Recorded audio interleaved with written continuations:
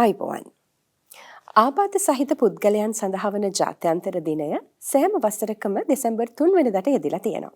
ඉතින් අපේ මේ සූදානම 2025 වසරේ ආබාධ සහිත පුද්ගලයන් පිළිබඳව ජාත්‍යන්තර දිනය සම්බන්ධයෙන් ඔබට වටිනා අදහස් කිහිපයක් අරගෙන එන්න. මේ කතා බහට සුදුසුම කෙනෙක් අද දවසේදී අපි මැදිරියට ආරාධනා කරා. මම ඔහුව නමින් පමණක් හඳුන්වලා දෙන්නම්. මොකද ඔහු පිළිබඳව ඔහු තරම් තවත් සුදුසු කෙනෙක් නෑ හොඳ හැඳින්වීමක් ලබා දෙන්න. මොකද ඒ තරමටම ආබාධ සහිත ප්‍රජාව වෙනුවෙන් ඔහු මේ වන විට තමන්ගේ දායකත්වය ලබා දීලා තියෙන හින්දා. ආයුබෝවන් කසුන්ජිත්. ආයුබෝවන්. ඔහු කසුන්ජිත් සටනාරච්චි. කසුන්ජිත් මගේ පළවෙනි ප්‍රශ්නේ. මං කොහොමද කසුන්ජිත්ව හඳුන්වලා දෙන්න ඕනේ? ඇත්තටම මේ පුර්ණිමා මාව හඳුන්වලා දෙනවට මම වැඩියෙන්ම කැමති මම ආබාධ සහිත පුද්ගලයෙක් හැටියට. මොකද අපි මම ආබාධ සහිත පුද්ගලයෙක් කියන එක කිසිම ගැටලුවක් නෑ මට. මොකද මම අපි ලංකාව ගත්තොත් ලක්ෂ 16ක් ඉන්නවා ආබාධ සහිත ප්‍රජාව. ලෝකය ගත්තොත් බිලියනයකට එහා පැත්තේ ප්‍රජාවක් ඉන්නවා ආබාධ සහිත ප්‍රජාව. ඉතින් මම අර බිලියනයේ කෙනෙක් වීම එහෙම කීම ගැටලුවක් නෑ. මම ආබාධයි මම ඒක පිළිගන්නවා. මම ආබාධ සහිත පුද්ගලයෙක් හැටියට හඳුනා ගන්නවා. ඒක තමයි මගේ ඩෙන්ටිටි එක. සහ මේ ඊට අමතරින් මම කවුද කියලා කිව්වොත් මම ආබාධ සහිත පුද්ගලයන් සඳහා වන අයිතිවාසිකම් සඳහා වන උද්දේශකයෙක් හැටියට වැඩ කරලා තියෙනවා. සහ මම ආබාධ සහිත පුද්ගලයන් වෙනුවෙන් අයිතිවාසිකම් වෙනුවෙන් හඬක් නගපු පුද්ගලයෙක් හැටියට වැඩ කරලා තියෙනවා. සහ මම තව වැඩ කරලා තියෙනවා එක්සත් ජාතීන්ගේ සංවර්ධන වැඩසටහනේ සහ එක්සත් ජාතිගේ ශ්‍රී ලංකා කාර්යාලයේ ආබාධ සහිත විශේෂඥ හැටියට වැඩ කරලා තියෙනවා. එතකොට මම දැන් වෙනකොට ආබාධ සහිත අන්තර්ගතය සම්බන්ධ විශේෂඥයෙක් හැටියට ස්වාධීන විශේෂඥයෙක් හැටියට වැඩ කරනවා. හරි. කසුන්ජිත් දැන් මට ඔයා ඔහොම කියද්දි පොඩි ගැටලුවක් ඇති වෙනවා. මොකද අපේ සමාජයේ බහුතරයක් දෙනා ආබාධිතයි කියන වචනය කියන්න බයයි. ආබාධ සහිත පුද්ගලයෙක් මුණ ගැහුනහම අපි මේ වචනේ පාවිච්චි කරන්න බයයි. අපි ඒ වෙනුවට නිකන් differently abled වගේ වෙන වචන පාවිච්චි කරනවා. හේතුව ඒක හරිම සද්භාවයෙන් කරන දෙයක්. අනිත් කෙනාගේ හිත රිදෙයි කියලා. මට මේ පිළිබඳව පොඩි පැහැදිලි කිරීමක් කරන්න ඕනේ ඔයා. මෙහෙමයි ඒකේ කතාව මෙහෙමයි. දැන් සමහර අය ආබාධ සහිත පුද්ගලයෙක් කියලා කියන කෙනා මම ආබාධයි කියලා පිළිගන්න එක මදි පුංචිකමක් හැටියට සැලකනවා. නමුත් Tamanට ආබාධභාවය තියාගෙන ආබාධභාවයෙන් එම්පවර් වෙනවා නම් අපි එම්පවර් වෙනවා නම් අපි ඉස්සෙල්ලම කරන්න ඕන ෆස්ට් ස්ටෙප් එක තමයි අපි ආබාධයි කියන එක ඇක්සෙප්ට් කරලා පිළි අරගෙන that's part of සමාජ විවිධත්වයේ කොටසක් කියන එක පිළි අරගෙන එතන ඉඳලා තමයි අපිට ඉස්සරහට යන්න වෙන්නේ ගොඩනැගෙන්න වෙන්නේ. පළවෙනි පියවර ඒකයි. එහෙම නොවුනොත් අපි හැමතිස්සෙම ඉන්නේ නෙගටිව් ඍණාත්මක අදහසක මං ආබාධ වෙලා තියෙනවා මට කරන්න දෙයක් නැහැ මේක පව නැත්තම් මට මේක ගියාත්මෙ වෙච්ච දෙයක් ඉතින් ඒ ඉන්න මට කරන්න දෙයක් නැහැ මම අනිත් සමාජයේ සමතනක නැහැ. ඉතින් මම හරි වාසනාවන්ත නෝ කියන්නේ ඩිස්ඇඩ්වාන්ටේජස් සිටුේෂන් එකක ඉඳගෙන තමයි අපි මම පටන් ගන්නෙම රේස් එක. ඉතින් එතකොට මට දුවන්න බෑ. එතකොට මට මම මේක මේ අර හඳාල්නවා වගේ වැඩක් මම සාමාන්‍ය මිනිසෙක්ගේ තරම් කරන එක. එතකොට මේ මානසිකත්වය එහෙම කොට නැගුණොත් ඒ ආබාධ කෙනාට කවදාවත් අර අපි කියන්නේ දැන් මේ සමාජයේ ඔළුව කෙලින් තියාගෙන මේ කොන්ද කෙලින් තියාගෙන ජීවත් වෙන්න පුළුවන් මට්ටමකට එන්නේ නැහැ. එම්පවර්මන්ට් ලෙවල් එකට එන්නේ නැහැ. ස්වාධීනව ගොඩනැගිච්ච මට්ටමකට එන්නේ නැහැ. ඉතින් අර ඒ මානසිකත්වයේ ඒ වහලෙක් නොවීම තමයි පළවෙනිම දේ ආබාධභාවය පිළිගැනීම. හරි. දැන් ඔයා ඔහොම කියද්දි කසුන්ජිත් මට තවත් ගැටලුවක් ඇති වෙනවා. කවුද මේ පුද්ගලයන්? එහෙමත් නැත්නම් අපේ ආබාධ සහිත ප්‍රජාව මේ මානසික මට්ටම වැටෙන්න. එහෙම නැත්නම් මෙහෙම විශ්වාස පද්ධතියක් ඔවුන්ට ගොඩනගින්න මොකක්ද හේතුනේ? ඒ කාරණාව පිළිබඳව මම දැනගන්න කැමතියි. අපේ ලංකාවට අදාළව ලංකාවේ කොහොමද ආබාධ සහිත පුද්ගලයෙක්ට තියෙන පහසුකම් ඔවුන්ට මොන වගේ පරිසරයක්ද අපේ රට ඇතුලේ හැදිලා තියෙන්නේ? දැන් මෙහෙමයි. දැන් ඒකේ තියෙනවා දැන් ආබාධ සහිත පුද්ගලයෙක් කියන පුද්ගලයා ලංකාවේ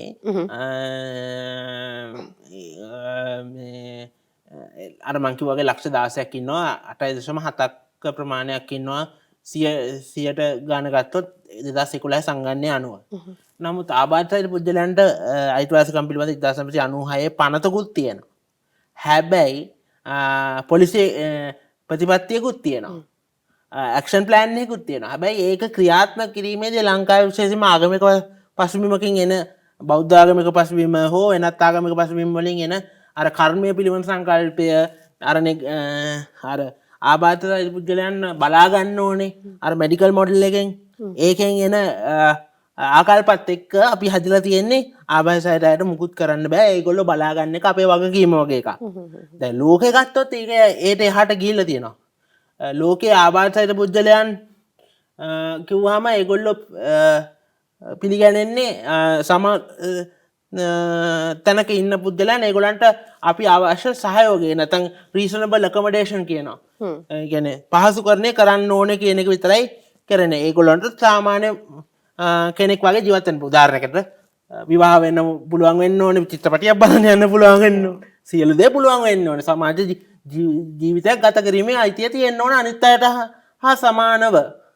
දැන් එහෙම තත්ත්වෙකුයි ලංකාවේ තියෙන මේ ආකල්පමය බාධක සහ සංස්කෘතිකමය බාධක හින්දා වෙන තත්ත්වෙයි බොහොම වෙනස්. එතකොට ඒකත් එක්කනේ අපි ගොඩ නැගෙන්නේ. අපේ බේස් එක හැදෙන්නේ එතන ඉන්නේ. ඒ බේස් එකෙන් එනගෙන මුලින්ම ඔළුවට යන්නේ අර නෙගටිව් ඇටිටියුඩ් එක අර රිලිජියස් ඇන් සෝෂල් මොඩල් එකෙන් එන. අර ඒක තමයි ලොකුම හානිය අපට තියෙන. හරි. එතකොට කසුන්ජිත් මෙන්න මේ වගේ අදහසක් මට එනවා. දැන් සාමාන්‍යයෙන් අපි ඔයා කිව්වා අපිට ආකල්පමය බාධා තියෙනවා කියලා. එතකොට අපිට ආබාධ සහිත පුද්ගලයන්ට සාධාරණ සමාජයක් ළඟා කරලා දෙන්න ආකල්පමය බාධා විතරද තියෙන්නේ? මොකද මට මෙතෙන්දි කතා කරන්න ඕනේ අපේ රට අපි කියනවා දියුණු වෙමින් පවතින රටක්. අපිට යම් මූල්‍ය ප්‍රතිපාදන වෙන් කරද්දී ඇතැම් දේවල් වලට අපි හිර වෙන තැන් තියෙනවා. එතකොට මේ ආකල්පමය බාධාවට අමතරව තව මොනවද අපේ හැදෙන්න ඕනේ තැන්? ගොඩාක් තියෙනවා. ඔව්.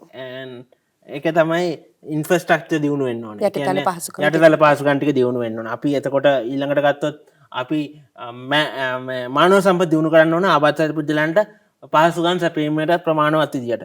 ඒගොල්ලන්ගේ දැනුම වර්ධනය කරන්න ඕනේ. ඒගොල්ලන්ගේ දෙමව්පියන්ගේ ආකල්ප සහ මේ ඒගොල්ලෝ මනෝ සමාජීය වශයෙන් ගොඩනගන්න ඕන ඩිසේබල් කෙනෙක් එක්ක ජීවත් වෙන්නේ කොහොමද කියන්නේ. ඒ වගේ කාරණාත් එක්ක තමයි අපිට ඉස්සරහට යන්න වෙන්නේ. හොඳයි කසුන්ජිත්. අපි ආබාධ සහිත පුද්ගලයන්ට සාධාරණ සමාජයක් නිර්මාණය කිරීමේදී අපේ රටේ තව දියුණු වෙන්න ඕනේ මොනවද කියන කාරණා පිළිබඳව කතා කරා. දැන් ඔබ මේ සාකච්ඡාව ඉතාමත්ම හොඳ තැනකට අරගෙන ආවා. ශ්‍රී ලංකා විවෘත විශ්වවිද්‍යාලයේ අධ්‍යාපන පීඨයේ විශේෂ අවශ්‍යතා අධ්‍යාපන අධ්‍යනාංශයේ විදිහට අපිට ලොකු සමාජ වගකීමක් තියෙනවා අපේ මේ ගුරුවරුන්ට මේ නිවැරදි ආකල්ප හදලා දෙන එක සහ ඔවුන්ට යම්කිසි කුසලතාවක් අවශ්‍ය නම් අපේ දරුවන්ගේ මම මෙතෙන්දි කතා කරන්නේ ආබාධිත දරුවන් සහ ආබාධිත නොවන දරුවන් කියන කාණ්ඩ දෙපිරිසම පිළිබඳව. ඔවුන්ගේ මේ ගුරුවරුන්ගේ කොහොමද ආකල්ප වෙනස් වෙන්න ඕනේ? ඔවුන්ට මොන වගේ කුසලතා තියෙන්න ඕනේද? අපේ මේ ආබාධ සහිත දරුවන්ට සාධාරණ සමාජයක් නිර්මාණය කරන්න ආබාධ නැති දරුවන්ගේ ආකල්ප වෙනස් කරන්න කියන කාරණාව පිළිබඳව දැනගන්න කැමතියි. මෙහෙමයි ආබාධ සහිත පුද්ගලයන් ආබාධ සහිත ළමයි කියන කොටාසය මුගක් වෙලාට මම අර කලින් කිව්වා වගේ ගෙවල් වල දැන් ගෙවල් වල ඉන්න ළමයි අම්මලා තාත්තලාටත් අර දැන් අපේ ගාව නැහැනේ සිස්ටම් එකක් සයිකෝසෝෂල් සපෝට් එකක් නැත්නම් ෆැමිලි කවුන්සලින් සපෝට් එකක් දෙන සිස්ටම් එකක් ලංකාවේ නැහැනේ. එතකොට ඒගොල්ලොත් එන්නේ අර නෙගටිව් ඇටිටියුඩ්ස් ටික ආගමික කටයුතු ටික සමාජයෙන් එන පීඩනය දෙමව්පියන්ට තමන්ට මේ වගේ ළමෙක් ඉඳීම නිසා සමාජයෙන් එන පීඩනය වගේ දේවල් ඔක්කොම දේවල් ටික ඔළුවේ දරාගෙන තමයි ඩිසේබල් ළමයෙක් එන්නේ ඉස්කෝලේට. ඉස්කෝලේට ආවට පස්සේ අර තැල්නයකටට උඩ පැන තලනවා වගේ ගුරුවරුත් අර විදිහටම සැලකුවොතින් ඒගොල්ලන්ට අර අපි කියන nowhere to go වගේ තත්ත්වයක් එනවා. හැබැයි එහෙම තමයි වෙන්නේ. මොකද ගුරුවරු කියන්නේත් සමාජයේ හරස්කඩක්නේ. ඒතර සමාජයේ තියෙන හිතුවිලි සමුදාය තමයි ඒගොල්ලන්ටත් පාදක වෙන්නේ. ඒගොල්ලන්ගේ අත්දැකීම් හරහා සමාජ එය ආශ්‍රය කරන්න නේද? එහෙමනම් අර නෙගටිව් ඇටිටියුඩ්ස් වල ඉතා විශාල කොටසක් අඩු වැඩි වශයෙන් මෙයාටත් එන්න ඕනේ සාමාන්‍ය ගුරුවරයෙකුට. හැබැයි ඉතින් ඒ එක්ස්කියුස් එක අපිට දෙන්න පුළුවන්ද විශේෂ අධ්‍යාපන පුහුණුව ලත් ගුරුවරයෙකුට කියන එක ඒකේ ප්‍රශ්නාර්ථ ලකුණක් තියෙනවා. මොකද ඒ ගුරු ප්‍රධාන වශයෙන්ම ගුරුවරයෙක් ඒ පුහුණුව ලබා ගන්නවා කියන්නෙම ආබාධ සහිත පුද්ගලයාගේ කෝණයෙන් බලන්න පුළුවන් වෙන්න ඕනේ කිසි ඕනෑම ගැටලුවක්. ඒක තමයි ඒගොල්ලන්ගේ KPI එක. Tamanට මේක ඩිසේබල් අයගේ සපත්තුවට බහැලා හිතලා සොලියුෂන් එකක් දෙන්න පුළුවන්ද? Tamanට ඒක ඇසස් කරගන්න පුළුවන්ද? Tamanට කන්වින්ස් කරන්න පුළුවන්ද අනිත් අය? අනිත් ස්ටේක්හෝල්ඩර්ස්ව කන්වින්ස් කරන්න පුළුවන්ද මේක තමයි මෙයාට හරියන සොලියුෂන් එක කියන එක? Including parents, school environment එක නම් තමන්ගේ fellow like professional staff plus the peers of that particular child. Like peers කියන්නේ සමවයස් කණ්ඩායම. හරි. ඉන්න අනිත් disable නොවන අපි inclusive class එක නම් disable නොවන කට්ටිය. special education class එක නම් තමන්ගේ අනිත් සහෝදර ආබාධ පුද්ගල ආබාධ ළමුන්. ඒක තමයි ඒගොල්ලන්ගේ බේසිකලි වගකීම විය යුත්තේ. ඒ වගකීම ඉටු කරද්දී ප්‍රධානම දේ තමයි ආබාධ සහිත පුද්ගලයාගේ සහ තමන්ගේ එයාගේ සමාජයෙන් එන පීඩනය ගැන අවබෝධයක් තියෙන්න ඕන ඒ පිරිසට. දැන් මමත් ඕක තේරුම් ගත්තේ ඇත්තටම ආබාධ සහිත පුද්ගලයන්ට වැඩ කරන්න ගියාට පස්සේ. මොකද මේ මිනිස්සුන්ට තියෙන ලොකුම ප්‍රශ්නේ මේ අපට අපේ ගාවට එන්නේ උත්තරයක් හොයාගන්න. ඉතින් එහෙම තත්ත්වයක් යටතේ අපි ඔක්කොම එම්පති එකක් තියෙන්න ඕනේ. සහකම්පනයක් තියෙන්න ඕනේ. ඒගොල්ලෝ ඉස්සෙල්ලම ඉෆෙක්ටිව් ලිසනින් පුරුදු වෙන්න ඕනේ. එයාගේ කතාව කියන්න අවස්ථාව දෙන්න ඕනේ. දුන්නට පස්සේ කියන්න නගය ට්‍රැඩිෂනලි අපි අර හිතාගෙන ඉන්න ඔළුවෙන් හිතාගෙන ඉන්නවා මේක නෙගටිව්ලි මේ නෑ අපි කියන ආයෙම කල්ලා හරියනවාද ඒ වගේ අර නිකන් අර ඕවර් ද টොප් උත්තර එන්නේ. උදාහරණයක් ගමුකෝ. මේ සපත්තුව දාගන්න බැරි නම් ළමයට එයා කරන්න ග්ලේස් එක යට ගහගන්න නැතුව ඒ ළමයා ඉල්ලනවා නම් අර ස්ටැපින් කරන මේ සපත්තුවක් ඒකට කියන්න හොඳ නෑ මේ ළමයා කම්මැලිකම හින්දා තමයි පුරුදු වෙන්නේ නැත්තේ කියලා. ඇයි මොකද හේතුව? එයාට මේ ෆයින් මූවමන්ට්ස් වල ප්‍රශ්නයක් තියෙන්න පුළුවන්. එහෙමනම් අපි ඒ ළමයාව එතන එම්බැරස් කරනවට වඩා කල යුත්තේ ඒකට ඔල්ටර්නටිව් එකක් හොයලා දෙන්න. ඒකත් ස්ට්‍රැටජි එකක්. එහෙම නැතුව අර තියෙන කියන්නේ 100%ක්ම අර තියෙන නෝම් එකට පුරුදු කරන්න ඩිසේබල් මිනිස්සෙක්ව බෑ. හරි. අපි හැමතිස්සෙම ඔල්ටර්නටිව්ස් හොයලා දෙන්න ඕන අමාරු තැන් වලදී. බලන්න ඕනේ ඔල්ටර්නටිව්ස් කියන්නේ අපිට මේක කරගන්න බැරි මේක ඩිසබිලිටි එක සම්බන්ධ ප්‍රශ්නයක් නම් අපේ ඒක මැනේජ් කරන්න උදාහරණයක් ඇරෙට මම ගත්තොත් මම අතින් ලියන්නේ නැහැ. මොකද මට අතින් ලියන්න බැරි නෑ පුළුවන්. නමුත් මගේ අකුරු හොඳටම කැතයි. ඇදයි කැතයි. එහෙම වුණාම මං හරි මේ අපහසුතාවයට පත් වෙනවා මිනිස්සු ඉස්සරහා.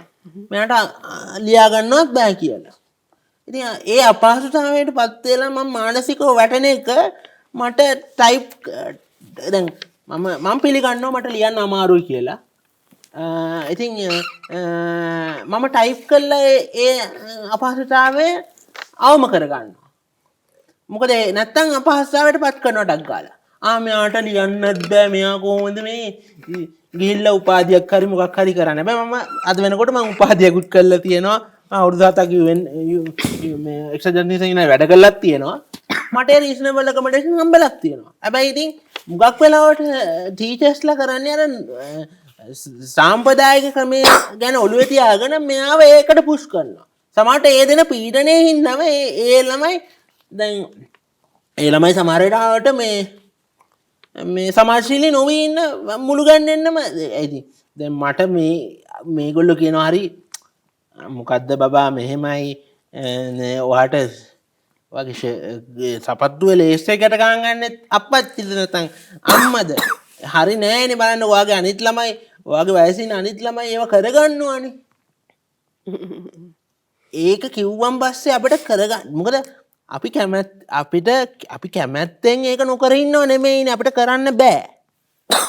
නමුත් ඒක උලුප්පල අපිව පල්ලෙහාට ඇදලා දානවා කියන්නේ මානසික වශයෙන් මේ ඒ කියන්නේ 120ක හිටියනම් 20 ඉඳලා එක පාට බිඳුවට අදිනවා. ඒ මානසිකව ශක්තිමත් වෙන තරමට තමයි එන ප්‍රෙෂර් එකට මුහුණ දෙන්න පුළුවන්. ඒක කවුරුත් හිතන්නේ නැහැ. ඒක ඒ සපත්තුවට බෑ. ඒ කියන්නේ ඒ ඩිසේබල් කෙනෙක්ම වෙන්න ඕනේ ඒ මානසිකත්වය තේරුම් ගන්න. ඒක ඇත්තටම තියෙන ප්‍රශ්නේ දැන් අපි දැන් මම මේක කියලා දෙන්නේ. එතකොට දැන් මේක කිව්වහම ඒක ඔළුවේ වැඩ ගන්නවනේ ගුරුවරුන්ගේ. මම ඒකයි මේක කියන්නේ. මම උත්සාහ කරන්නේ කොහොමද ඩිසේබල් මිනිස්සෙක්ගේ ජීවිතය කියලා කියලා දෙන්න. දැන් හරි අමාරුයි. දැන් මට ඒ දවස්වල තිබුණා ප්‍රශ්නයක්. මගේ තිබුණා මේ සලයිවර් ඉෂුව එකක්. ඉතින් සීපිත් එක්ක ආපු ඒ දවස්වල මීට වඩා සෑහෙන සලයිවර් එනවා. එතකොට සමහරට පොත්වල වැටෙනවා. වැටෙනට පස්සේ ගඳයි කියලා බලන්නේ නැතුව හිටපු ගුරුවරුත් හිටියා. ප්‍රශ්න තිබුණා. ඉතින් ඊට පස්සේ ඒ මානසිකත්වයේ ගොඩනග ඒ වුණත් ඔයා මේ සටන අතාරින්න නැතුව ඔයා මේ ජීවිතේ ජය ගන්න ඕන කියලා මට පුෂ්යක් ගෙදරින් හම්බ වුණා. අවාසනාවකට දැන් ඒ ගෙදරින් පුෂ් එකක් දුන්නේ මගේ අම්මා වෛද්‍යවරියක් වීම හා අම්මට තාත්තට දැනුමක් තිබීම හරහා. අවාසනාවකට දැන් ගොඩක් තැන්වල මම දැකලා තියෙන්නේ ළමයාට වඩා මානසික වටලා දෙමපියෝ. මට මේ මොන කරුමකටද මේ ළමෙක් හම්බෙලා තියෙන්නේ මේ වගේ මට සමාජයට මුණ දී ගන්න බෑ. මගේ යාළුවෝ මේ ළමයා දිහා බලලා අමුතු විදියට කතා කරනවා. මෙයාව සමාජයට ගෙනියන්න බෑ. වාසනාවකට මගේ අම්මා තාත්තා එහෙම කරේ නෑ. නැත්තම් අද ඔයත් එක්ක මම කතා කරන්නේ මෙතන ඉන්නෙත් නෑ. ඉතින් ඒගොල්ලන්ට ඇත්තටම ලැජ්ජාවක් තියෙන්නේ නැති. ප්‍රශ්න තිබුණානේ. මම කියන්නේ නෑ මට ප්‍රශ්න නෑ කියලා. නමුත් මම මේ ප්‍රශ්න ඇක්සෙප්ට් කළා මං එහෙම තමයි. නමුත් ඒකෙන් මම සැලෙන්න ඕනේ. දැන් උදාහරණයක් ගන්නම්කෝ. දැන් සමහර වෙලාවට මට තියෙනවා ඉෂුස් තියෙනවා සමහර වෙලාවට මේ සමහර තැන්වල පැය 5-6 එක දිගට මට ඉන්න බෑ. එක පුටුවක වාඩිලා මේ ඉන්න බැරි වෙලාවල් තියෙනවා හිටපු ගමන්. එහෙම බැරි වුණොත් එහෙම මම කරන්නේ මම ඇත්ත කියනවා. මම කියනවා මට පැය 3කට වැඩි එක දිගට ඉන්න බෑ. මට අවශ්‍යයි මේ පොඩි බ්‍රේක් එකක් ගන්න. එතකොට මම නැගිටලා යනකොට සමහරට ශාලාවම බලනවා මොකද මෙයා නැගිටලා යන්නේ කියලා. නැත්නම් මම පොඩ්ඩක් පරක්කු වුණොත් ශාලාවට මේක ඩිස්ටර්බන්ස් එකක්. මට කැම්පස් යන කාලේ ඔය ප්‍රශ්න ගොඩක්ම තිබුණා. මම කලතර ඉඳලා කැම්පස් ගියේ. ගොඩක් වෙලාවට කැම්පස් එකේ ෆස්ට් ලෙක්චර් එකට 9ට යන්න වෙන්නේ නැහැ. මේ ට්‍රැෆික් එකත් එක්ක 9ට ළමයින් අනිත් අයට ඔක්කොම ඩිස්ටර්බන්ස්. හැබැයි ඒ ගුරුවරු මම ප්‍රයිවට් කැම්පස් එකේ ඉගෙන ගත්තේ ඒ ගුරුවරු එහෙම කරන්න දෙන්නේ නැහැ. නැත්තම් ළමයින්ට ඩිස්ටර්බ් වෙනවා. ඒගොල්ලෝ බලනවා මේ මොන කරදරයක්ද මේක මැදින් යනවා කියලා එහෙම මානසිකත්වයක් හැදෙන්න ඉඩ දුන්නා නම් ඒ ගුරුවරු ඒක නෑ. මේ කසුන්ජිත් ගන්න එෆර්ට් එක බලන්න එහෙ ඉඳලා කලතර ඉඳලා ඇවිල්ලා ඩිග්‍රිය කරන්න උවමනාව ඒ වගේ මයින්ඩ්සෙට් එකක් හැදුවා හැම ළමෙක් අතරම. එතකොට ඒ ළමයි දැන් මට හිතන්නකෝ මං පාඩම් කර ඉන්නවා කියලා. සමහරට අහනවා අයියා කාලද ඉන්නේ? ලයිබ්‍රරි ඉන්නවනම් කාලද ඉන්නේ? අන්න ගියේ නෑ නේද? මේ මොකක් හරි වැඩක් ඉන්නවා. සමහරවිට ඒගොල්ලෝ කියනවා මේ මට මතක් කරනවා යන්න කන්න. මොකද මම පාඩම් කර ඉන්නවා ඒගොල්ලෝ හිටපු ගම සහ ඒගොල්ලන් මේට සමහරට මම නෝට්ස් ඒ කියන්නේ මම නෝට්ස් ලිව්වේ නෑ. මං හැමතිස්සෙම නෝට් එක කියන එක අහගෙන ඉඳලා ඒ ටික ජොට් ඩවුන් කරගන්නවා නැත්නම් ඔළුවේ තියාගන්නවා. මම මේ අර නෝට් එක දැන් අපිට කැම්පස් එකේ නෝට්ස් දෙන්නේ නෑනේ. ඒගොල්ලන්ට නෝට් එක ගහලා දෙනවා මගේ ඔළුවේ මෙන්න මේ ටික තමයි මතක තියාගන්න ඕනේ කියලා. ඉතින් මට සෑහෙන පිළිගැනීමක් තිබුණා. අසයින්මන්ට් එකක් හදිසියේ ප්‍රශ්නයක් ඩයිසෙක් කරන්න තේරෙන්නේ නැත්නම් ඒගොල්ලෝ එනවා මට මගෙන් උදව් වෙලනවා. ඉතින් මටත් හදිසියවත් අපි හිතමුකෝ මට කොළඹ කොහෙට හරි යන්න ඕන කියලා. අනිවාර්යෙන් කවුරු හරි එනවා මාත් එක්ක තනියට යන්න. ඒ සමාජයේ වගකීමකුත් තියෙනවා ඩිසේබල් කෙනෙකුට තැනකට ගන්න. ඉතින් තැනකට ගන්න කියන්නේ බේසිකලි එම්පවර් කරන්න. ඒ සමාජ වගේම හැමතිස්සෙම අමතක කරනවා. ඒ කියන්නේ දෙමව්පියන්ට හරි ගුරුවරුන්ට හරි විතරක් නෙමෙයි මේ වගේම තියෙන්නේ.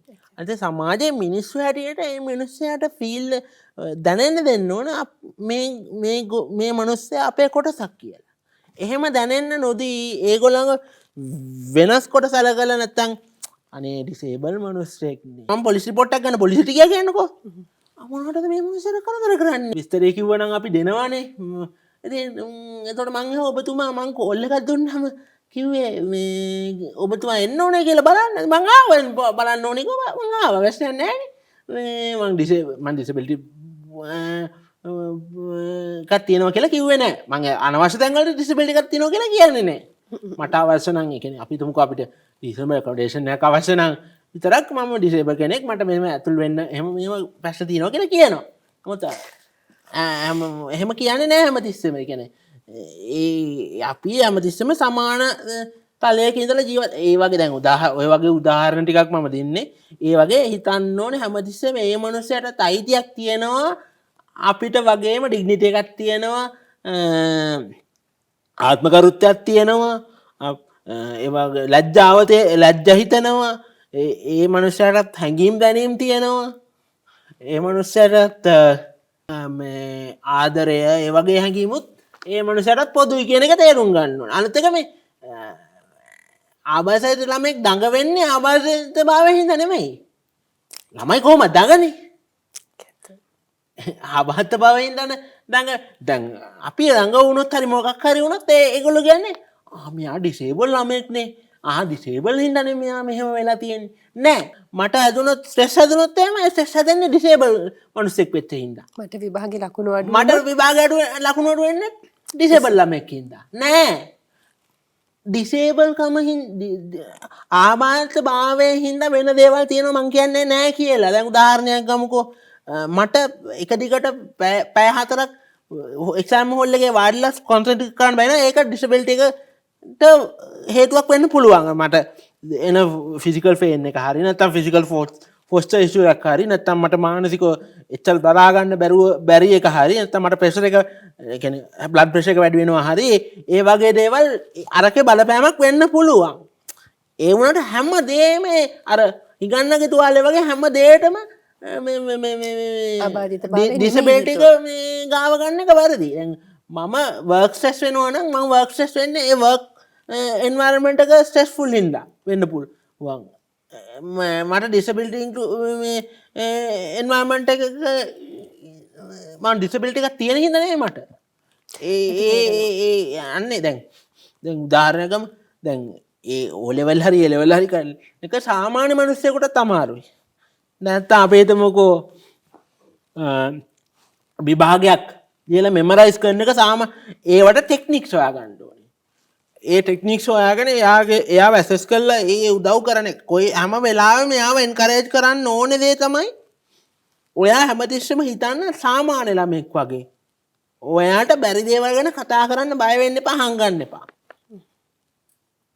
ඒවට සොලියුෂන්ස් තියෙනවා. හැමතිස්සෙම මේ සොලියුෂන්ස් පෙන්නන්නේ. ඒතොල සොලියුෂන්ස් ඔරියන්ටඩ් විදිහට හිතනවානේ. තමන් කොහොමද ඇඩැප්ට් වෙන්නේ? දැන් මට වුණත් මම මේවට සොලියුෂන් තියනවද නැද්ද කියලා ඒ දවස්වල මගේ අංකල්ගෙන් මගේ මාමා හිටියේ පිටරට අංකල්ගෙන් ඇහුවා. එයා ටෙක්නොලොජි සම්බන්ධ ස්පෙෂලිස්ට් කෙනෙක්, කම්පියුටර් ස්පෙෂලිස්ට් කෙනෙක්. එයාගෙන් ඇහුවාම ඔයාලට ක්‍රම තියනවා පුතා වෙන රටවල. ඉතින් මම හැමතිස්සෙම හොයන්න ගත්තා. වෙන ක්‍රම තියෙනවා නම් අපි ඒව ගෙන්නගෙන හරි අපි කොහොමද මේ ගේම් එක ගහන්න ඕන කියන. ගේම් එක කියන්නේ බේසිකලි ජීවිතය කියන එක සාමාන්‍ය අත්දැකීම ගන්න ඕනේ. හරි කසුන්ජිත්, දැන් කසුන්ජිත් එහෙම කියද්දි මට ඇත්තටම වගේ ප්‍රශ්නය වුණේ අපේ ගුරුවරු කොයි විදිහටද මොන වගේ ආකල්පද ඔවුන් තුල සංවර්ධනය වෙන්න ඕනි කියන එක. එතකොට කසුන්ජිත් කිව්වා අපි මේ තාක්ෂණය භාවිත කිරීම හරි වැදගත් කියලා. ඉතින් අපිට මේ වෙලාවේදී ගුරුවරුන්ට දෙන්න තියෙන පණිවිඩය තමයි ආබාධ සහිත දරුවෙක් එක්ක ඔබ වැඩ කරද්දී අර කිව්වා වගේ මේ දරුවා ප්‍රශ්නයක් නෙමෙයි, මේ දරුවාට ප්‍රශ්නයක් වෙන විදිහට හැඩගැහුණු සමාජය අපිට දරුවට තාක්ෂණය මගින් උගන්වන්න ඕනේ. නමුත් ඒ තාක්ෂණය පන්ති කාමරය ඇතුලේ පාසල ඇතුලේ නැහැ. එතකොට දරුවා පොඩි දෙයක් කියන්න එකතු කරන්න.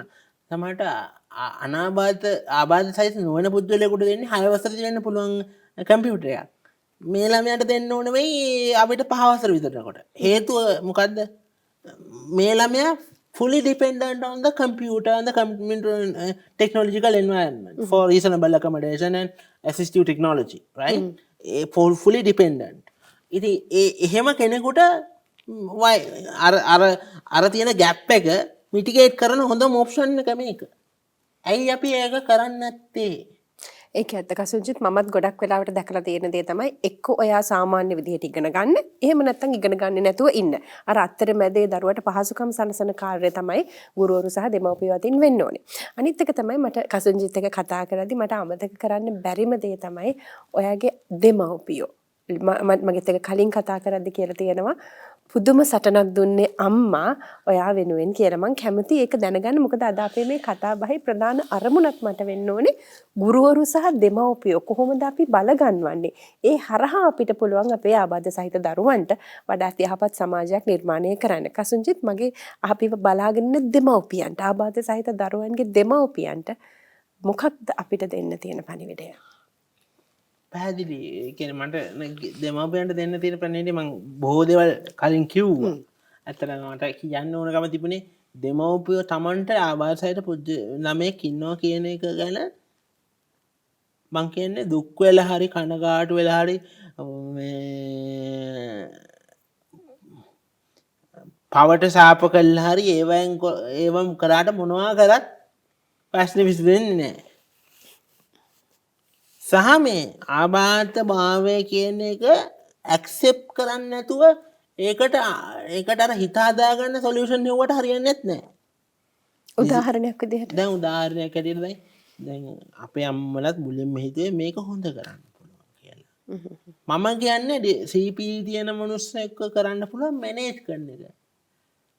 හොඳ කරන්න බෑ සම්පූර්ණයෙන්. අනිත් මගේ බ්‍රේන් එකේ තියෙන ඉෂුව එක හොඳ කරන්න බෑ. ඒක මැනේජ් කරන්න පුළුවන්. ඒක මැනේජ් කරන්න පුළුවන් විදි එක විදි තියෙනවා. දැන් ඒක මම තනියෙන් හොයාගත්තාම තමයි මට තේරෙන්නේ ඒක. මේ දැන් ගොඩක් අය දොස්තරවරු කියන්නේ ෆිසියෝതെරපි කරාම හොඳ වෙනවා කියලානේ. මං අහන්නේ කවුද ෆිසියෝതെරපි කරන ගමන් ළමයින්ට ඉගෙන ගන්න පුළුවන්ද? ඒ ලෙවල් එකේ ෆිසියෝതെරපි කරන ගමන් ලංකාවේ ඉගෙන ගන්න ක්‍රමයක් තියෙනවද? ලංකාවේ ඒ ලෙවල් කරන වයස බැන්නට පස්සේ මොනවා කරත් ඒ ලෙවල් කරලා යන්න පුළුවන් ගමන යන්න පුළුවන්ද? බෑ. වෙන රටවල් වල රිහැබිලිටේෂන් ප්ලස් এডুকেෂන් දෙකට එකට යන හාමෝනයිස් සිස්ටම්ස් තියෙනවා. මේ රටේ ඒව නැහැ. ඉතින් එහෙමනම් අපිට ඒක සැක්‍රිෆයිස් කර එක පැත්තක් මම තීරණයක් ගත්තා මේ ෆිසියෝതെරපි කියන එක සැක්‍රිෆයිස් කරනවා කියලා. දැන් අපේ අම්මගේ අම්මා ඇත්තටම එක එයා රිග්‍රෙට් කරන තැනක් තමයි එයා කියනවා ඔයා ෆිසියෝതെරපි කියන එකට අර තරම් උනන්දුවක් දීපු නිසා තමයි ඔයාට මේට වඩා ඉම්ප්‍රූව් කරගන්න බැරි වුණේ කියන එක. වෝකින් හරි නැත්තම් මගේ ෆන්ක්ෂනලිටිස්. හැබැයි මට තියෙන ප්‍රශ්නේ ඇත්තටම මට අනිත් අයත් එක්ක කම්පීට් කරන්න පුළුවන්ද? තරඟ සටන් කරන්න පුළුවන්ද?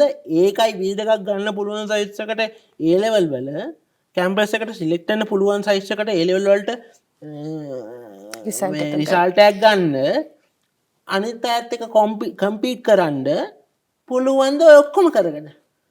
අනිත් අයත් සේරම නවත්තලා තමයි A level කරන්නේ. ඒක හරියට ඇනලයිස් කරලා බැලුවොත් මම ඩිසිෂන් එකක් ගත්තා මම ඉගෙන ගත්තොත් මට අනිත් දේවල් මිටිගේට් කරන්න පුළුවන් කියලා. මම අනිත් අයට වඩා සක්සස්ෆුල් අන්නේ ඒකයි. අවුට් ඔෆ් ද බොක්ස් හිතලා මේ ඩිසිෂන් එකක් ගත්තා. ඒක තමයි මගේ සක්සස්ෆුල් වෙච්ච හේතුව කියන එක තමයි මම හිතන්නේ.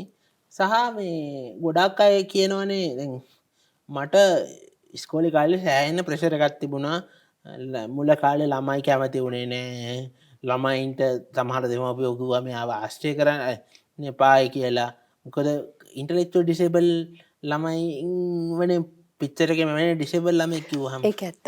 ඔව් අපි ඇත්තටම කතා කරන්නේ කසුංජිත් මම එතෙන්ට පොඩි දෙයක් එකතු කරන්නම්. අපි ආබාධිත කිව්ව ගමන් අපි දන්නවා අපේ හැකියාවන් තියෙන දරුවෝ ඉන්නවා. ආබාධිතයි කියන්නේ සම්පූර්ණයෙන්ම දුර්වලයි කියන එක නෙමෙයි හැම අංශයක්ම. හැබැයි අපිට මැවෙන්නේ අර බුද්ධිමය උනතා සහිත පුද්ගලයන්ව තමයි සමාජයේ බහුතරයකට මැවෙන්නේ. මොකද දකින්නේ එළියට පේන්නේ ගොඩක් වෙලාවට එහෙමයි. අනිත් අය එහෙම අය තමයි හැංගිලා ඉඳලා ගොඩක් ස්ටෝරීස් දන්නේ එහෙමයි. දැන් එහෙම නැත්නම් බ්ලයින්ඩ් කෙනෙක් ගැන ඔයා ඇහුවොත් සමාජයේ සාමාන්‍ය කෙනෙක්ගෙන් 10න් 8ක්ම කියන්නේ බ්ලයින්ඩ් කෙනෙක් ගැන විස්තර. කියන්නේ Taman දන්න ඉන්ටෙලෙක්චුවල් ඩිසේබල් කෙනෙක් ගැන විස්තර. ආබාධිත කෙනෙක් නිකන් අහන්නකොට දැන් මගෙත් එක්ක කතා කරන අපේ පවුලේ හිතවතුන් වුණත් ඉන්ටෙලෙක්චුවල් ඩිසේබල් කෙනෙක් ගැන තමයි කියන්නේ. මාව කම්පෙයා කරන්නේ ඒ ලෙවල් එකට. බුද්ධිමය ආබාධතා ඔව් තියෙන කෙනෙක්. ඒකට කියන්නේ බුද්ධිමය දුබලතා බුද්ධි උනතා සහිත වුවන් කියලා තමයි අපි ඒගොල්ලන්ට කියන්නේ. සෝ ඒගොල්ලන්ව තමයි ඒගොල්ලන් තමයි මැවෙන්නේ. ඒක තමයි ලොකුම වැරද්දක් ඒක. මොකද මම දන්නවා බුද්ධිමය උනතා තියෙන කට්ටියට ස්පෙෂලයිස් සිස්ටම්ස් තියෙනවා මැනේජ් කරන ඒවා. නමුත් 25% නැත්තම් 30යි මේ ආබාධ ප්‍රජාවෙන් එහෙමයි. එහෙම අය සහ බෙඩ්රිඩන් කට්ටිය. ඉතුරු කට්ටිය එම්පවර් කරන්න පුළුවන් හරි පහසුකම් ටික දුන්නා නම්. ඒක ඇත්ත එක හරි වටින කතාවක්. මොකද ඔබ කිව්වා යම් කිසි සැලකිය යුතු ප්‍රමාණයක් අපිට ආබාධ සහිත ප්‍රජාව ඉන්නවා කියලා. ඒ වගේම තමයි අපිට අපේ දරුවන්ව මේ විදිහට ආබාධ සහිත දරුවන්ව පොඩි කාලේ ඉඳලම පාසල් පද්ධතිය ඇතුළේ ඉඳලම හරි විදිහට කළමනාකරණය කරගන්න පුළුවන් නම් ඔවුන් අපේ ආර්ථිකයේ යැපෙන්නන් බවට පත් වෙන්නේ නැතුව ආර්ථිකයට දායකත්වයක් ලබා දෙන ශ්‍රම දායකත්වයක් ලබා දෙන පුද්ගලයන් බවට අපිට පත් කරන්න පුළුවන්කමක් තියෙනවා. රටක් විදිහටත් අපිට ඒ කතාව හරි වටිනවා. කසුන්ජිත් මම අවසන් වශයෙන් ඔබෙන් දැනගන්න කැමතියි. දැන් අපි කතා කරා ගුරුවරුන්ගේ භූමිකාව පිළිබඳව. අපි කතා කරා දෙමව්පියෝ මොන වගේ දෙයක්ද කරන්න ඕනි කියන කාරණාව පිළිබඳව. අපිට මේ ටික වෙලාව ඇතුළතදී ඔබට දෙන්න පුළුවන් කරුණු සීමිතයි. මම අවසන් වශයෙන් කසුන්ජිත් ඔබගෙන් දැනගන්න කැමතියි සමාජ වගකීම මොන වගේද? සමාජයේ අපි දන්නවා ආබාධ සහිත පුද්ගලයන් ඉන්නවා, ආබාධ සහිත පුද්ගලයන්ගේ දෙමව්පියෝ ඉන්නවා. ඒ වගේම තමයි ආබාධ නැති ප්‍රජාව බහුතරයක් අපේ රටේ ඉන්නවා. අපි මොන වගේ විදිහටද ආබාධ සහිත පුද්ගලයන්ව දකින්න ඕනේ? ආබාධ සහිත පුද්ගලයන් දකින්න ඕන සමාජයේ කොටසක් ඇටියට නම්බර 1. ආබාධ සහිත පුද්ගලයන් ගැන අර පිටසක්වල ජීවියෙක් දිහා බලන විදිහට, ඒලියන් කෙනෙක් දිහා බලන විදිහට, ඒලියනේටඩ් මයින්ඩ්සෙට් එකෙන් බලන්නේ නැතුව අපේ සහෝදරයෙක් කියලා පිළිගන්න. ඒගොල්ලන්ටත් මේක ජීවත් වෙන්න අයිතියක් තියෙනවා කියලා. ඒගොල්ලොත් මේකේ සිටිය යුතුයි. ඒගොල්ලන්ව මෙතනින් දැන් තමන් හැමතිස්සෙම ළමයින්ට උගන්වන තමන් එක සෙල්ලම් කරන ආබාධ කෙනාවත් පුළුවන් තරම් ඒ සෙල්ලමට එකතු කරගන්න. සමාජශීලී කරන්න. දෙමව්පියන්ට කියන්න තියෙන මෙච්චරයි. තමන්ගේ ළමයා සමාජශීලී කරන්න. මාව සමාජශීලී නොකරනම් මම අද කතා කරන්නේ නැහැනේ. සෝෂල් ෆෝබියා එකක් ඇති වුණා නම් සෝෂල් ෆෝබියා එකෙන් එළියට ගන්න. මොකද ඔයාගොල්ලෝ නැති වෙච්ච දවසක ඒ මිනිස්සු සමාජෙත් එක්ක ජීවත් වෙන්න එපායිනේ. එයා සමාජෙත් එක්ක ජීවත් වෙන්න දන්නේ නැත්නම් මොකද්ද වෙන්නේ? තමන්ට වෙන කියන්නේ ලැජ්ජාව කියන එක අර මානසිකත්වයක් නේ. ඒ කියන්නේ යා නෑ මට ඩිසේබල් ළමෙක් ඉන්නවා හරි. හරි ඒක කමක් නෑ. මට විතරයි ඩිසේබල් ළමෙක් ඉන්නේ නෑ. මම එක දෙයක් කියන්න කැමති දෙමව්පියන්ට. මේ සමහර වෙලාවට අනිත් අය දෙන ඉන්පුට් තියෙනව නේද? අනිත් අයගේ අදහස් යෝජනා අනිත් අය දෙන අදහස් යෝජනා සත්භාවයෙන් දෙන යෝජනාව නෙමෙයි. තමන්ගේ මානසිකව වටන්න දෙන යෝජනා මොකක් ඒවා? ඔබේ ජීවන අත්දැකීම් එක්ක මට ඒක ඇත්තටම එහෙම තියෙනවා. මට නෙමෙයි. අම්මට එහෙම දීපු සමහර අත්දැකීම් අදහස් එක්ක මම නම් කෙලින්ම මේ විරුද්ධ. දැන් උදාහරණයක් ඇටියට මට දැන් කතා කරාට කමන්නේ. දැන් මට හැමතිස්සෙම කියනවා ඔබ විවාහ විය යුත්තේ ආවාසයට පුද්ගලෙක් එක්ක කියලා. හැබැයි මම මගේ දින විශේෂත්වය තමයි මම වැඩිම ගැටලා තින්නේ අනාබාධිත මිනිස්සුත් එක්ක. ඒ කියන්නේ වැඩිම ගැටලා කියන්නේ සමාජීය වශයෙන්. කියන්නේ මම වැඩ කරන්න ගැටෙනවා තමයි. මං කියන්නේ මම රිලේෂන්ෂිප්ස් රිලේෂන්ෂිප්ස් වැඩිපුරම ඇති කරගෙන තියෙන්නේ outside of ඒ කියන්නේ වැඩවලින් එළියේ සාමාන්‍ය මිනිස්සුත් එක්ක. ඒකයි මගේ සාර්ථකත්වය. මොකද මම ඉන්ක්ලූසිව් এডুকেෂන් හරහා ආපු කෙනෙක්. ඒ කාලේ ඉන්ක්ලූසිව් এডুকেෂන් කියන concept එක පුරුදු නෑ 1995 වෙනකොට. වාසනාවට මට ලැබුණා මෙන්න මෙහෙම chance එකක්. ඒ කාලේ දැන් වගේ ළමයි එක්කන් යන්න ඕනේ නේ ඉන්ටර්විව් එකට. අම්මලා තමයි ඉන්ටර්විව් එකට ගියේ. මාව පොතේ නම ඇතුල් කරන්න තෙක් ප්‍රින්සිපල්වත් කවුරුත් දැනගෙන හිටියේ නෑ මම ආබාධිත පුද්ගලයෙක් කියලා. එතකොට ඒගොල්ලන්ට සිද්ධ වුණා මාව තියාගන්න. එහෙම නොවුනා නම් මාව ඇතුල් කරගන්නේ නෑ මම වගකීමෙන් කියනවා. අද වගේ තත්ත්වයක් වුණා නම් එහෙම වෙන්නේ නෑ. ඔය මොන අයිතිවාසිකම කිව්වත් ගුරුවරෝ මේ කෙනෙක් දැක්කම මෙයාව මැනේජ් කරන්න හරි කරදරයිනේ. අපි මෙයාව විශේෂ අධ්‍යාපනයට දාමු. විශේෂ අධ්‍යාපන සපෝට් එකක් ඕන වෙන තැන් තියෙනවා. හැබැයි විශේෂ අධ්‍යාපනය කියන්නේ හැමදාම විශේෂ අධ්‍යාපන ක්ලාස් එකේ තියාගන්න එක නෙමෙයි. ඒක ඇත්ත. පූර්ණිමම දන්නවා මට වඩා හොඳට ඒක. මොකද මේ ඒක තාවකාලික තැන. ඒක බේසිකලි අර තත්ත්වයට ගොඩනගන්න තියෙන අතරමැදි මධ්‍යස්ථානයක් ඇත්තටම. ඒක ඇත්ත. මේ යුනිට් එක කියන්නේ. නමුත් මේක වෙන්නේ මොකද? යුනිට් එකට දාලා යුනිට් එකේ එහෙම යනවා. එතනින් කොහොමද ගොඩනගන්නේ ඉන්ක්ලූසිව් ළමයි? දැන් ලෝක කියන්නේ ඒක නෙවෙයි. අපි සපෝට් කළා අපිට ඕන නම් ස්පෙෂලායිස් සපෝට් පර්සන් කෙනෙක් තියලා එයාව මැනේජ් කරන්න. ක්ලාස් එකේ තියලා ළමයට අර ටික පුළුවන් ටික ඉගෙන ගන්න දෙන්න. එහෙම වුණොත් තමයි සමාජයට මොකද ඩිසේබල් අය ඉන්නේ 8.7යි. ඉතුරු 92.3ම ඔය අනාබාධිත කට්ටිය. එතකොට අනාබාධිත කට්ටියත් එක්ක ගැටෙන 10ක් ගත්තොත් 9.2ක්ම ඉන්නේ අනාබාධිත කට්ටිය. ඉතින් එහෙම තත්ත්වයක් යටතේ අපි අනාබාධිත කට්ටියත් එක්ක ජීවත් වෙන අනාබාධිත කට්ටිය පුරු කරේ නැත්නම් ඒගොල්ලෝ සමාජයෙන් කොන් වෙලා මුකුත්ම කරගන්න බැරුව අර යැපෙන්න වෙනවා. රුපියල් 5000ක් අරගෙන ඔහේ ඉන්න වෙනවා. එහෙම වුණොත් දෙමාපියන්ගෙන් මම අහන්න තියෙන ඔබතුමා ඔබ තමන්ලාට වෙලා තියෙන්නේ මේ අවසානයේ කවදා හරි හිතන්න වෙනවා මට චැලෙන්ජ් එකක් දුන්නා. මට ජීවිතේ චැලෙන්ජ් එකක් හම්බුණා. මම චැලෙන්ජ් එක පරාදයි. චැලෙන්ජ් එක දිනුවා නම් තමන්ගේ ළමයාව නෝමල් ළමයෙකු එක්ක තරඟ කරන්න පුළුවන් මට්ටමට ගේන්න ඕනේ. ඒක තමයි ඔයාගේ ගෝල් එක වෙන්න ඕනේ.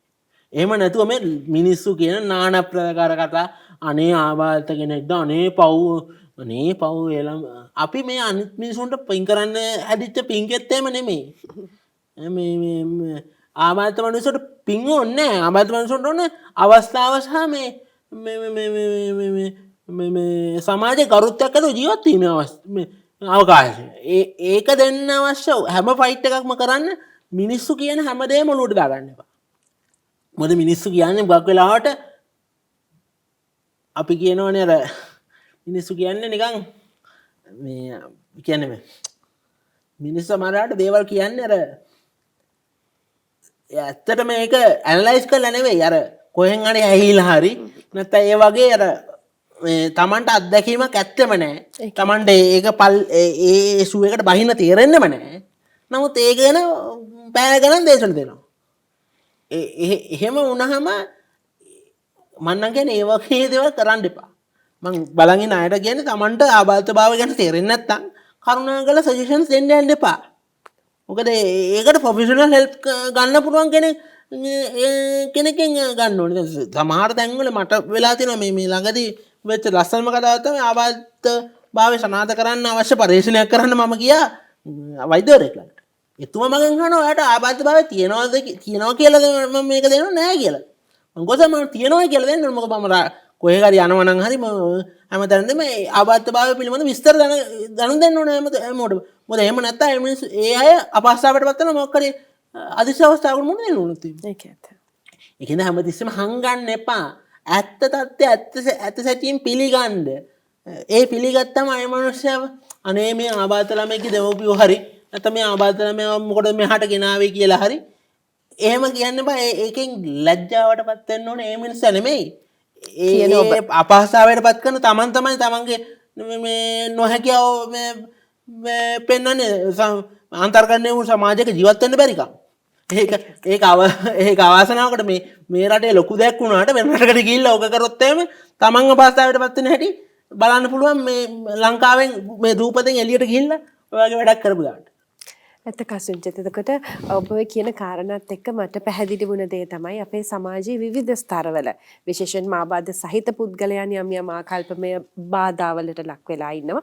අපි මේ පැත්ත හදන්න ඕනේ. ඒකට ගුරුවරුන් වන ඔබට වගකීම තියෙනවා. ඒ වගේම ගුරුවරුන් පැත්තෙන් අපි ගත්තොත් විශේෂ අධ්‍යාපන ගුරුවරු සහ අපේ සාමාන්‍ය පන්ති කාමරවල ගන්නන ගුරුවරු මේ දෙකොල්ලටම වගකීමක් තියෙනවා අපේ ආබාධ සහිත දරුවන්ව සවි බල ගන්නවන්න. ඒක අනිත් කාරණාව. ඒ වගේම තමයි අපි කතා කරා දෙමව්පියන් විදිහට විශේෂයෙන්ම ආබාධ සහිත දරුවෙකුගේ අම්මා කෙනෙක් තාත්තා කෙනෙක් ඔබ නම් ඔබට ලොකු වගකීමක් පැවරලා තියෙනවා. අපිට ලොකු සටනක් තියෙනවා.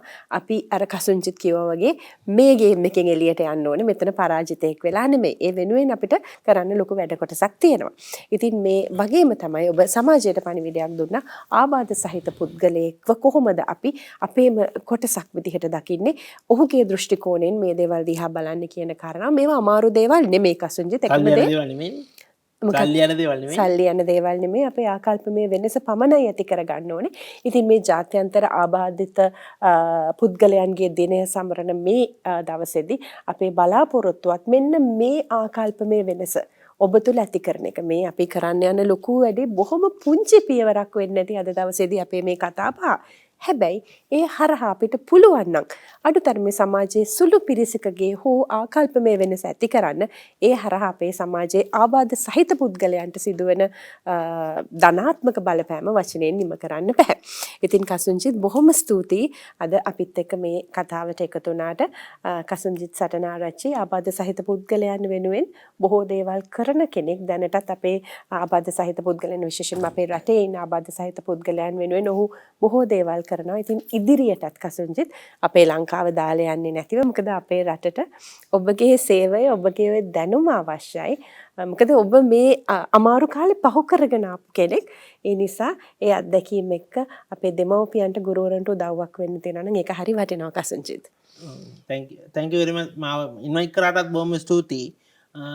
සහ මේ අවසාන වශයෙන් මෙන්න මෙහෙම දෙයක් කියන්න. ආබාධ පුද්ගලෙක් තමන්ගේ සමාජයේ ඉන්නවා නම් ඒ ළමයා මුළු ගැන්විලා ඉන්න ඕන. තමන් ලැජ්ජ වෙන්න ඕනේ සමාජයේ කොටසක් හැටියට. තමන් ඒ ළමයාට අවශ්‍ය සහයෝගය දුන්නේ නැහැ කියලා. එහෙම අය ඉන්නවා නම් එහෙම අයට අපට මුකුත් කරගන්න බැරි වුණා නම් රටක් හැටියට අපි සෑහෙන දුක් රටක් සමාජයක් හැටියට ලැජ්ජ වෙන්න ඕන. හේතුව ඩිසේබල් මනුස්සයෙක් කියන්නේ සමාජයේ කොටසක්. අද ඔය හොඳට ඉන්න මිනිස්සුන්ට තව දවස් අමිනුම තව අවුරුදු 10කින් විතර කකුලක් තියෙන මොකක් හරි අමාරුවක් හින්දා ක්ලච් එකක් පාවිච්චි කරන්න වෙන්න පුළුවන්. ඕනම කෙනෙක් ඕනම වෙලාවක ඩිසේබල් කෙනෙක් වෙන්න පුළුවන්. ඒ හින්දා අපි ඩිසේබල් මිනිස්සු වෙන්නේ නැහැ. ඩිසේබල් මිනිස්සු කියන්න මේ කියන පිරිස වැඩිය එච්චර නෑ. ඔය පොඩි ප්‍රමාණයක් ඉන්නේ ඕගොල්ලන්ට උච්චර පහසුකම් දෙන්න ඕනේ වගේ කතන්දර කවුරු හරි කියනවා නම් ඒවට එරෙහි වෙන්න. එහෙම කතා කරන්න එපා. මේ හැමතිස්සෙම සමාජය ඇතුලේ එහෙම අය ප්‍රකාශ කරන අයව කොන් කරලා යන්න කොන් කරලා කමන්නේ නැහැ. මොකද හේතුව ඒ මිනිස්සු මේ සමාජය ඇතුලේ ඉන්න සුසු නැහැ. ඒගොල්ලන්ට දැනෙන්න ඒවට ඕඩියන්ස් දෙන්න එපා. ඒවා තමයි හරි ක්‍රමේ කියලා නැවත රීන්ස්ටේට් කරන්න එපා. සහ මේ බොහොම කරුණාවෙන් ඉල්ලනවා ආබාධ පුද්ගලයන් කියන වචනේ පාවිච්චි කරන්න. ප්‍රශ්නයක් නැහැ. අපි එකයි ඒකට. ඒක ජාත්‍යන්තර වශයෙන් පිළිගන්න තියෙන්නේ. අපි CRPD එක එක්සත් ජාතීන්ගේ ප්‍රඥප්තියේ ආබාධ පුද්ගලයන් කියන වචනේ තමයි යන්නේ. අපි අස්සම් කරපු රටක් අපරාණුමත කරපු රටක්. ඊට ගැටලුවක් නැහැ. ඒක තමයි නිල වචනේ. විශේෂ හැකියාව සහිත හැකියාව සහිත වගේ වචන පාවිච්චි කරන්න එපා. ෂුගර් කෝට් කරන්න එපා කියන එක. මට ඒක සිංහල වචනේ නෑ. ෂුගර් කෝට් කරන්න එපා. මේ බ්ලන්ට් උනාට කවන්නේ ආබාධ සහිත පුද්ගලෙක් කිව්වට අපට හිත රිදෙන්නේ නැහැ. කවුරු හරි කිව්වොත් එහෙම කියන්න එපා. මම පිළිගන්නේ මේක කියලා. අපි ඒකට රෙස්පෙක්ට් කරනවා. කේස් ගැටලුවක් නැහැ. ආබාධ සහිත ප්‍රජාවේ කවුරු හරි කිව්වොත් අපි යාටත් රෙස්පෙක්ට් කරනවා. නමුත් විශේෂ හැකියාව තියෙන වෙනස් වූ හැකියාවන් කියන්නේ දැන් අපිට මුකෝ වෙනස් වූ හැකියාවන් තියෙනනේ මුතමුළු දාන බෝල් අපිට දාන්න බෑනේ. එහෙම නැත්නම් අජාසුරි ගහන ෂොට් අපිට ගහන්න බෑ. එතකොට ඒගොල්ලොත් ඔය කැටගරියට වැටෙනවද? මේ වෙනස් වූ හැකියාවන් කියන්නේ අපි මුකුත් මේ සමාජය නිර්මාණය කරන්න ඕනේ අර ඩිසේබල් අර ඒබලිස්ටික් මයින්ඩ්සෙට් එකකින් හිතලා විතරක් ජීවත් වුණාම ඇති කියලා ඒගොල්ලන්ගේ වගකීමෙන් ගැලවෙන ක්‍රමය තමයි ඒ. ඒක ඇත්ත. ඊට වඩා හොඳයි තමන් කරේ නැහැ කියන එක සමාජයට පේන්න ඒක වහගන්න බොරු කියන්නේ නැතුව සමාජයට පේන්න නිරවන අපි මුකුත් කරන්නේ නැහැ. එතකොට මිනිස්සු මනගනි කවුද පුදුල මොකක්ද මේ වෙලා තියෙන්නේ මේ සමාජය ඉගෙන ගන්න ඕනේ ඩිසේබල් මිනිස්සෙක් කියන්නේ මේ හඳෙන් පාත්ච්ච මිනිස්සු නෙමෙයිනේ රටේ ඉන්න මිනිස්සුනේ ඒ මිනිසුන්ටත් මේකේ ඉන්න පුළුවන් විදියට හැමෝටම ඉන්න පුළුවන් විදියට දැන් වැඩිහිටි ප්‍රජාවක් ඉන්නවා 125ක් වෙනවා කියන්නේ 40 වෙනකොට WHO එක වැඩිහිටි ප්‍රජාවට ස්ටෙප්ස් නැතුව ඉන්න එක පහසුයිනේ නැත්නම් ගර්භණී මාතාවක් වුණොත් එමේ ස්ටෙප්ස් නැතුව නිකම් පයින් යන එක පහසුයිනේ නැත්නම් වැටෙන්න පුළුවන් යුනිවර්සල් ඩිසයින් කියන්නේ මේ ඕකට වියදම් යනවා ඕක පාවිච්චි කරන ඩිසේබල් අය ඕන දෙන්නෙක් කී තුන් දෙනෙක් එහෙම නැහැ හැමෝටම යුනිවර්සල් සිස්ටම් එකක් හදන්න එක ක්‍රමයක් එක එක්කෙනාට එක ක්‍රමයක් හදන්න එපා එක සිස්ටම් එකක් ඉන්ක්ලූසිව් සිස්ටම් එකක් හදන්න එහෙම කරොත් තමයි ලංකාව ලස්සන වෙන්නේ ලංකාව ලස්සන වෙන්නේ ලෝකෙ ලස්සන වෙන්නේ මිටි මිනිස්සු උස මිනිස්සු විවිධ උසවල මිනිස්සු එහෙම නැත්නම් වීල් චෙයාර් එකකින් යන මිනිහා නැත්නම් ක්ලච් එකකින් යන මිනිහා හැමෝම එකතු වුණා ඒ හැමෝටම සමාජයේ කාර්යයක් තියෙනවා ඒ කාර්යය කරන්න ඒ කාර්යයට දායක වෙන්න සමාජයේ ප්‍රගමනයට දායක වෙන්න හැමෝටම අයිතියක් තියෙනවා ඒ අවස්ථාව උදුර ගන්න එපා හරි කසුන්ජිත් ඒ බොහොම ප්‍රබල පණිවිඩයත් එක්ක අද අපි මේ විදිහට අපේ කතා බහ ඉවර කරනවා බොහොම ස්තුතියි අපිත් එක්ක එකතු වුණාට ඉතින් අපේ ආරාධනාව ඔබටත් මේ කතා බහෙන් ඔබට ඔබේ ජීවිතයට ගන්නට යමක් තියෙනවා නම් ඒ ඔබට ගන්නට තියෙන මේ ආකල්පයේ වෙනස ඇති කරගමු කියන කාරණාව ඉතින් ඒ වෙනුවෙන් ඔබට ආරාධනා කරන ගමන් අද මේ විදිහට අපි අපේ වැඩසටහන අවසන් කරනවා ආයුබෝවන්